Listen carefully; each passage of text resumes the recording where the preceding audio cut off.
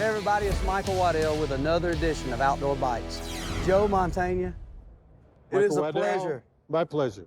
Pleasure to sit here, man. Obviously, you got a lot of fans, but none as big as me and my family. Of course, you know, when you look at your career and what it spans, and to now have you on Outdoor Channel for many years, it's amazing. And it's just intriguing at all you've had a chance to do, over 200 films, all the TV shows, all the people you've had a chance to bump shoulders with and rub shoulders with. And now here we are celebrating guns, celebrating this lifestyle, our Second Amendment on gun stories, and it's just been phenomenal. Well, my pleasure, Michael. It's people like you is the reason I do this, I swear to God. You know, my daddy was from Oklahoma, Krebs, Oklahoma, and there's still hopefully a lot of those chromosomes spinning around in me. That's so right. I think he's smiling from somewhere saying, yeah, that's right. That is cool. Was your dad that got you into guns? Or? No, well, I mean, or just if you think about it, in a way, it was almost like the grandfather I never met. Yeah. Because my grandfather, my dad's father, died, you know, on the farm back in, you know, in the late 20s. Wow, yeah. But, you know, there was always that culture, and I remember my dad. I mean, it's a whole story about how we ultimately they got uprooted because my grandfather died. My grandmother couldn't handle all the kids alone, moved to Chicago to be with relatives, and so the whole family, as I knew it, was all Chicago-based, but I always knew about that Oklahoma connection. Yeah. And the fact that my dad would, you know, still love country western music and all that, and would talk about his dad and stuff. And I knew that when my cousin had inherited Grandpa's shotgun and all that and stuff. Yeah. And so it was years later, we did an episode of Gun Stories where we were able to, you know, call Guns of the New Immigrants coming to this country. And we shot the whole episode on my grandpa's farm, which we still own, in Krebs, Oklahoma, 50 acres. And to shoot my grandpa's shotgun, to have my hands on that gun of a man that had, you know, died in the 20s, was buried there. His tombstone's all written in Italian, because there were a lot of immigrants who came over to work in the coal mines back then.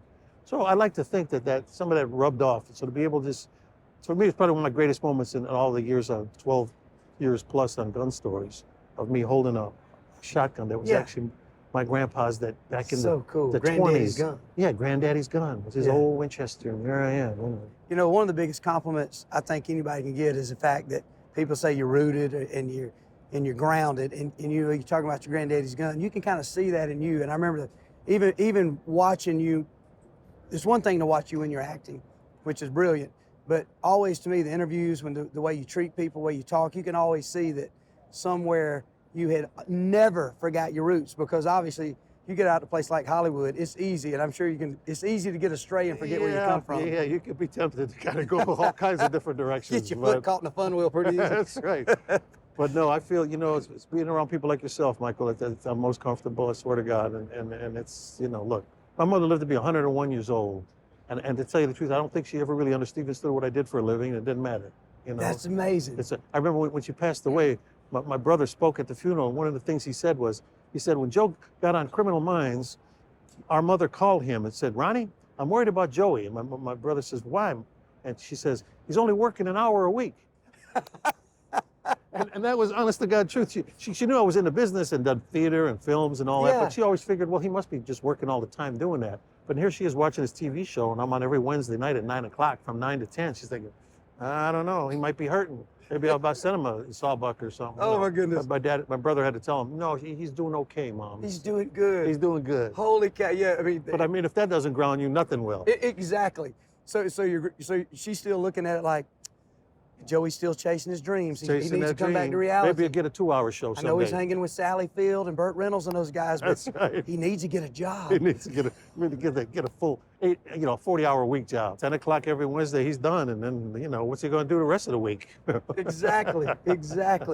That's really cool. And when it comes to what you're doing now with Gun Stories, you know, these stories of the history, you know, it digs deep, and I love history anyway, especially when it comes into that. I mean, what do you see next with that series? There's really no end in sight in a way, because when you think about it, and it's certainly something I've learned, and that we're going to be starting season 13 soon, is that the history of firearms is really the history of the planet Earth. True. Because no matter where you go, no matter what country you go in, whatever city you go in, whatever, you know, region, whatever, there's going to be a story based around what those people had to do to survive. Right. Whether it's, you know, for food, for self-defense, for all the different things that one would have to, you know, incorporate firearms.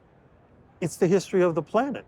And each one is a different story, and it has a different story to tell. You know, some are they're all different and exciting. Right. And so it's a big field to plow, you know, and we've still got a long way to go with it. So I'm always fascinated by that. And then we'll do these specific little stories that have to do with, you know, whether it was, we did an episode that was the guns of General Custer. Yeah. And then we did a follow-up, the guns of the Native Americans who fought General Custer. Exactly. Yeah, so I mean, it's like I said, it's a history lesson in many ways. It really is. If you think about it, and I've never thought of it in that perspective, the gun or firearms kind of go right with the wheel and fire. Like, I mean, it's like that, the evolution of from wars to self-defense. Exactly. I mean, you know, the cavemen were whopping people over the head with a stick. Yeah. You know, but you think about it from the very first, you know, we've done episodes on the early black powder stuff, you know, when they just invented dynamite or gunpowder rather. And so the fact that still has, you know, here we are in the 21st century, you know, getting deep into the 2000s here.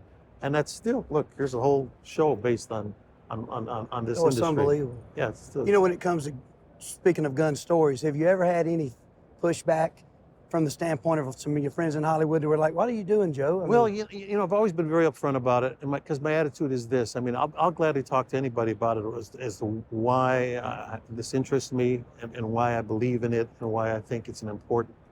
And to me, it all boils down to our Second Amendment rights. Yes. Now, my feeling is this.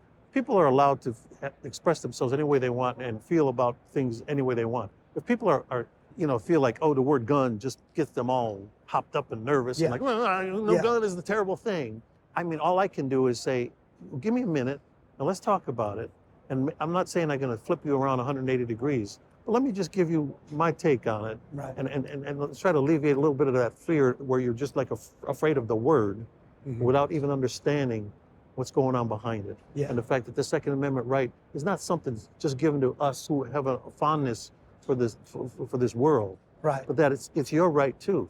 It's Right. all of our rights, and it's not political at all. I'm not a political person. I've been an independent all my life. Right. And my feeling is that if I say I'm all this, that means I'm totally against all that, and I can't do that. Yeah. So I stay out of politics. I align myself with the military in the sense that they got to follow whoever's in charge. If you don't like who's in charge, vote for somebody else. That's true. You know. Yeah.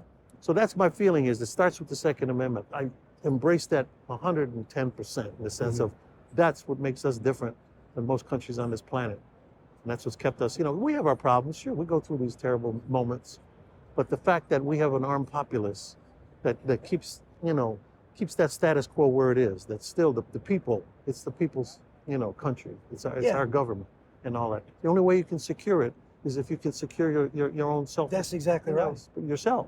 You can't count on everybody else to take care of you all the time. And it always kills me that when, at those moments of strife, those moments of something happens, whether it's some sort of a natural disaster or rioting due to whatever things that happen, then all of a sudden these same people that were so like this, they're looking. I used to get the phone calls from people who would be like nervous when they come over to my house to see a gun magazine on a thing. They'd be calling me the next day saying, "Oh, Joe, I know you're into guns. Can I have one? I got to have one this week." I said, "Look, I can't give you a gun. No. You are in fact the last person I'm going to give something to because you don't even know which end is up or you know how to pull a trigger." I said, "But if you'll agree to go take a lesson, take a class, learn about this, we'll do that."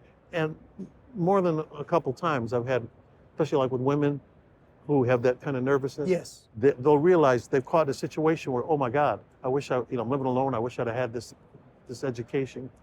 And it's changed their life. They go and take lessons, they learn about it, and find out, you know what? It's just a piece of metal. Yeah.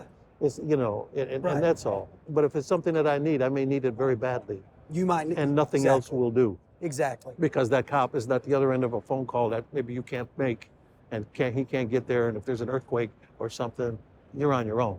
That's exactly and so right. that's all. It's life insurance, another form of it. That's all. Absolutely. But you got to be respectful of it. Yeah, and it makes sense too because if you think about it, and you see it all the time, it really just gets down to a lot of ignorance. Yeah, exactly. You know, you think, especially in the arts, and you grew up on stage and creative people, artistic people, but sometimes they're not looking past just a common sense thought process of what you're trying to tell them. Like, look, this is not political. This is straight up self-defense.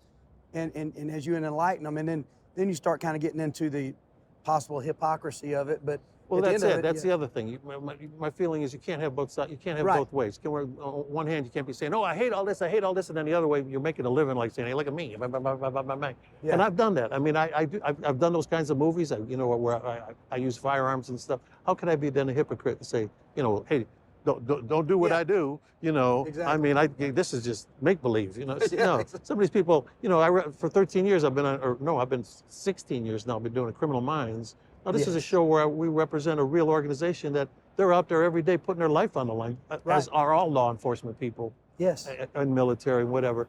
Those are the people who may not come home from work every day. I'm just doing the pretend version. Right. So why should I be nervous about How it? can or you think go like, against it? yeah, I mean, out of respect for those people, Right. I'm going to try to portray that as honestly as possible and show that, look, aren't you glad that we got people who do that kind of work every day, so That's that you ain't got to amazing. worry about coming home Exactly. to see your family every night.